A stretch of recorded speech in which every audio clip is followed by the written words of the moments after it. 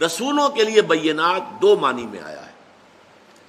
ایک تو جو معجزات اللہ تعالیٰ اپنے رسولوں کو دیتے تھے وہ بینہ کہلاتے تھے، جس سے ثابت ہو جاتا تھا کہ اس نبی کا تعلق ذات باری تعالیٰ کے ساتھ ہے، یہ عام انسانی سطح پر نہیں ہے.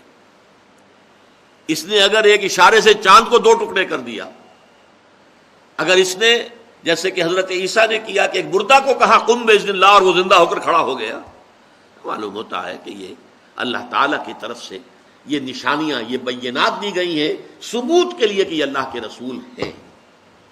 تو یہ معجزات جو ہیں اس بات رسالت کے لیے اور رسالت کے ثبوت کے طور پر دیے جاتے رہے. اور دوسری بات بینہ، رسول جن باتوں کو ماننے کی تلقین کرتے تھے، جن باتوں کو کی دعوت دیتے تھے، وہ فطرت انسانی کے نزدیک بینہ تھی، روشن واضح. یہ ہم پڑھ چکے ہیں سورہ لقمان کے دوسرے رکوع میں بھی، سورہ فاتحہ میں بھی، کہ فطرت سلیم اگر ہے، پرورٹڈ نہیں ہے، نیچر از ناٹ پرورٹڈ، تو یہ در حقیقت ذات باری تعالیٰ کا معاملہ وہ تو انہیرنٹ ہے ان دی نیچر. اس کی صفات کمال جو ہیں وہ انسان جانتا ہے بائی ہز ویری نیچر.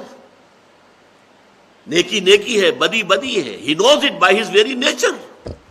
یہ ضروری نہیں ہے لمبی لسٹ بنائی جائے کہ یہ نیکیاں ہیں اور یہ ادھر جو ہیں یہ بدیاں ہیں، نہیں، ایوری بڈی نوز اٹ. یہ نیکی ہے، یہ بدی ہے، یہ اچھائی ہے، یہ برائی ہے، یہ گڈ ہے، یہ ایول ہے، ایوری بڈی نوز اٹ.